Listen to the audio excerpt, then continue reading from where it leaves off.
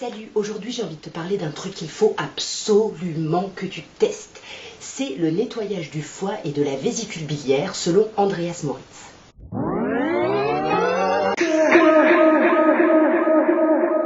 Andreas Moritz, contrairement à ce que beaucoup pensent, nous explique qu'en fait on fait très peu de calculs au niveau de la vésicule biliaire, mais qu'on les fait essentiellement au niveau du foie. Et ces calculs, ça va créer pas mal de dysfonctionnements au niveau corporel et ça va créer diverses maux et maladies. Je ne vais pas ici te citer toutes les conséquences qu'il peut y avoir à ces calculs. Si tu as des questions sur des symptômes que tu as ou une maladie que tu as, n'hésite pas à me demander et je me ferai un plaisir de t'y répondre en commentaire. Alors tu imagines bien que je teste ce rituel par rapport à la sclérose en plaques. Oui, je sais, rituel, j'aime bien le mot rituel, ça rend un peu l'expérimentation un peu plus sacrée. Andreas Moritz nous dit « La sclérose en plaques résulte d'une sous-alimentation des cellules que produisent la myéline ». Donc il explique que la myéline, c'est une gaine de graisse qui entoure la plupart des axones des cellules nerveuses. Et il explique que la gaine de myéline diminue et les axones sont blessés. Les personnes souffrant de CEP souffrent également d'une congestion progressive du gros intestin qui empêche une absorption correcte des substances nutritives. Pour Andreas Moritz, les personnes qui souffriraient de maladies auto-immunes seraient des personnes qui feraient énormément de calculs au niveau du foie. Cette chose-là que je teste, c'est aussi en lien avec les choses que je peux tester sur le terrain, donc de ma barrière intestinale, de tout mon système digestif, donc le travail que je fais par rapport aux probiotiques et par rapport à l'endothérapie multivalente et par rapport aux bains dérivatifs. Tu peux voir des vidéos sur chacune de ces choses que je viens de citer. Alors je t'avoue que quand j'ai lu ce bouquin, je me suis dit que c'était super intéressant, mais si tu veux, je l'ai testé au départ sans grande conviction. Je me suis dit, bon, on va bien voir, j'étais pas très sûre du truc. Mais vraiment, c'est un truc de malade. Donc pour faire ce nettoyage du foie, tu auras besoin de 6 litres de jus de pomme, de pamplemousse ou alors d'un mélange d'orange et de citron, et de sulfate de magnésium et d'huile d'olive pressée à froid. Alors quand est-ce que c'est bien de faire ce nettoyage?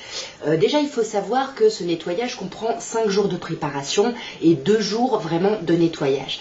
C'est bien si tu peux caler ça dans ton planning pour que le nettoyage en lui-même tombe le week-end ou alors qu'il tombe dans un moment où tu n'as pas trop de trucs à faire, où tu peux prendre le temps de te reposer. C'est vachement important. Genre tu le fais pas alors que tu as une journée de boulot de ouf avec 15 000 rendez-vous. Voilà, vraiment un moment où tu peux ne rien faire carrément.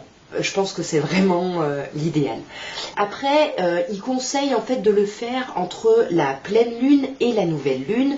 Le top, c'est évidemment comme quand tu commences n'importe quel nouveau traitement, c'est bien de bénéficier de la nouvelle lune. Donc le top du top, c'est à la nouvelle lune.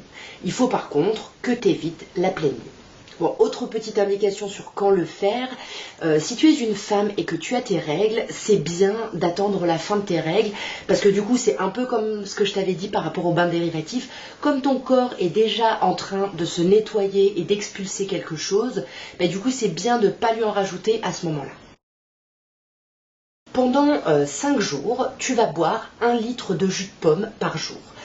Alors peu importe que ce soit le top du top, évidemment c'est des pommes bio pressées, ça c'est le top du top, ou du jus de pomme bio, sinon n'importe quel jus fera l'affaire, même du jus concentré. Alors pourquoi le jus de pomme? Simplement parce que le jus de pomme déjà ça a un super pouvoir de nettoyage, et en plus le jus de pomme il contient de l'acide malique, et que cet acide va du coup ramollir les calculs pour permettre une évacuation plus facile. Il se peut que tu sois sensible au jus de pomme, que ça te crée des ballonnements ou comme moi ça m'a fait dans les premiers jours de la prise de jus que tu aies la diarrhée. Bon, c'est pas très grave, la diarrhée elle passe très très vite, mais si vraiment c'est inconfortable pour toi, tu peux aussi couper ton jus de pomme avec de l'eau. Bon, les recommandations pendant ces 5 premiers jours, tu manges normalement. C'est bien d'éviter de boire ou de manger des choses trop froides parce que ça refroidit le foie et du coup ça réduit l'efficacité du nettoyage. nettoyage. Après, c'est bien d'éviter de manger de la viande, de boire du lait, de manger des trucs frits aussi, et puis c'est pas pendant cette semaine-là qu'il va te faire un McDo, tu vois, t'essayes de manger correctement, mais sans excès, et puis pas trop de produits transformés, c'est bien.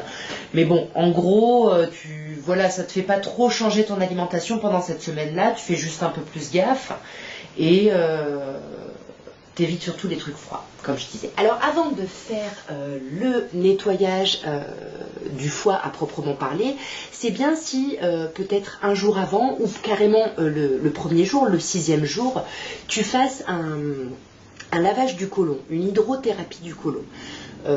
Donc tu peux le faire chez un hydrothérapeute, je crois que ça s'appelle comme ça, ou tu peux le faire chez toi. Alors, le fameux 6e jour, donc c'est vraiment le premier jour du nettoyage. Donc le matin, tu manges assez léger, des fruits, des jus de fruits. Si tu as faim, tu peux manger de l'avoine avec de l'eau, par exemple. À midi, tu manges hyper léger, donc tu peux manger des légumes ou du riz. Et à partir de 14 h, tu ne manges plus rien. Ça sous-entend en fait que ton litre de jus de pomme, tu l'auras bu avant 14 h. Et à partir de là, tu vas avoir des horaires très stricts à respecter. Donc le premier rendez-vous, c'est 18 h. Donc à 18 h, tu vas prendre 720 ml d'eau. À ça, tu vas mélanger 4 cuillères à soupe de sulfate de magnésium. Et ce mélange, tu le divises en 4 verres. Donc à 18 h, tu prends ton premier verre. Alors vraiment, je te préviens, c'est dégueulasse. Je crois que c'est le truc le plus infect au monde que tu puisses boire. Mais voilà, t'as pas le choix. Alors comme c'est dégueulasse, tu as des astuces. Tu peux boire ça à la paille, voilà, pour éviter que ça touche tes papilles gustatives. Moi, ça n'a pas marché. Tu peux te boucher le nez. Moi, c'est ce qui a le plus marché. Et tu peux aussi mélanger un peu de citron avec ça. Mais il n'y a rien qui enlèvera ce goût carrément horrible, mais voilà, il faut que tu le fasses. Alors, pourquoi le sulfate de magnésium? Parce que ça permet de dilater, d'ouvrir les conduits biliaires, et au passage, ça élimine les déchets qui pourraient empêcher les calculs de bien passer. Alors, si vraiment tu supportes pas ça, ou que tu n'arrives vraiment pas à le prendre, tu peux prendre du citrate de magnésium, mais c'est vraiment un second choix. Et si tu utilises ça avec les mêmes doses que le sulfate de magnésium. À 20 h, rendez-vous pour une deuxième prise du médicament. J'ai failli vomir, donc j'ai pas bu le deuxième verre en entier. Je t'avoue que je me suis dit que ça allait peut-être pas forcément marcher, mais franchement je pouvais pas, c'était pas possible. Alors à 21 h 30, si t'es pas allé aux toilettes, c'est bien d'y aller. Si t'as pas fait de nettoyage du côlon, c'est bien de le faire à ce moment-là. À 21 h 45, tu vas prendre soit ton pamplemousse, soit tes oranges et ton citron, et tu vas faire un jus avec ça. Donc à peu près 180 ml de jus de pamplemousse ou de jus de citron mélangé à du jus d'orange, et à ça tu vas rajouter 120 ml d'huile d'olive vierge, pressée à froid évidemment, et bio encore mieux.